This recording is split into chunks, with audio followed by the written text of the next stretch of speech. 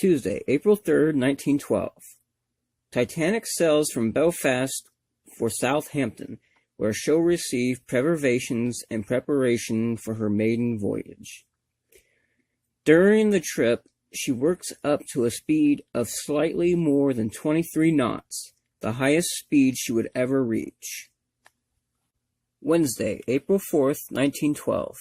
Titanic arrives in her Southampton port just after midnight.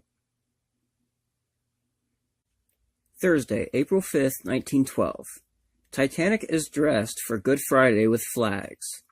Curious residents of Southampton are able to enjoy the view but are not allowed to tour the ship, which is a subject of a whirl of activity as the departure date approaches.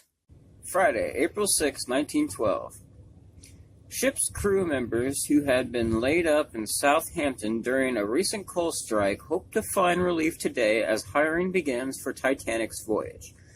The harbor is full of ships whose voyages were canceled due to the lack of coal.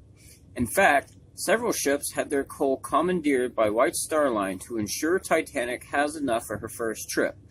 Passengers on these vessels find themselves being transferred to the new White Star liner for their voyage to America. Saturday, April 7th, 1912. Some of Titanic's most prominent passengers are making their way towards Cherbourg, France, a port where they'll board the ship on April 10th. Artist Frank Millet is touring Rome's Villa, I can't pronounce that word, which had been bequeathed in 1909 to the American Academy, which coincidentally counted J.P. Morgan as one of its founders. American multi-millionaire John Jacob Astor and his second wife Madeline arrive in Naples, where they will remain through Easter.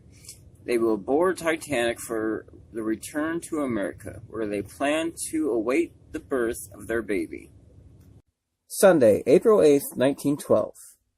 It's a rainy day in Southampton, but there's no time to spare as preparations continue for Titanic's maiden voyage. Today, as more than 4,000 tons of coal are loaded into her bunkers, the ship takes on most of the fresh supplies she'll need for the crossing. The list is quite impressive and includes 75,000 pounds of fresh meat, 2,500 pounds of sausage, 2,200 pounds of coffee, 800 pounds of tea, 1,750 quarts of ice cream, 8,000 cigars, and 20,000 bottles of beer and stout. Monday, April 9th, 1912. A last-minute shakeup occurs on the eve of the maiden voyage that was intended to give Titanic the expertise of Henry Wilde, who had most recently served as chief officer on Olympic under Captain Smith. As a result, William Murdoch is demoted to first officer, the same post he had most recently served on Olympic. Charles Lightoller is demoted to second officer, a post that had been assigned to David Blair. Blair left Titanic, taking with him the keys to a cupboard where a pair of binoculars were stored. As a result, the Titanic's officers lay claim to the binoculars to be used by the ship's lookouts, who will have to do without on the maiden voyage. Tuesday, April 10th, 1912. Sailing day arrives at last. A lifeboat drill takes place before the passengers arrive to meet the requirements of the British Board of Trade. The drill takes half an hour and is deemed a success.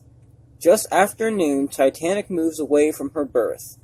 As the ship passes ships moored along the harbor, the force of her motion creates a suction that draws the New York toward her side. Fast-acting tugboats act quickly and manage to get New York under control before she collides with Titanic. The voyage continues, and Titanic arrives later that evening in Cherbourg, France, in Cherbourg Harbor, where she takes on additional passengers and cargo. Wednesday, April 11th, 1912. Titanic reaches Queenstown, Ireland. As in Cherbourg, her immense size makes it impossible for her to enter the harbor. She weighs anchor a few miles offshore, and tenders bring passengers and cargo to the ship's side. A handful of cross-channel passengers disembark here, the last port of call before Titanic steams into the Atlantic bound for New York. The ship departs Queenstown at 1:30 p.m. She takes with her 2,228 people, including 908 crew. Thursday, April 12th, 1912. Titanic's passengers and crew are still acquainting themselves with the ship and her many public rooms and hallways when, at 11 a.m., the ship receives the first of many ice warnings from the Empress of Britain. Another warning comes at 8 p.m. from the French liner La Touraine. I don't know French words, anyway. A few hours later, at 11 p.m., the ship's wireless apparatus stops working. The ship's wireless operators violate Marconi Company rules by working on the repairs themselves.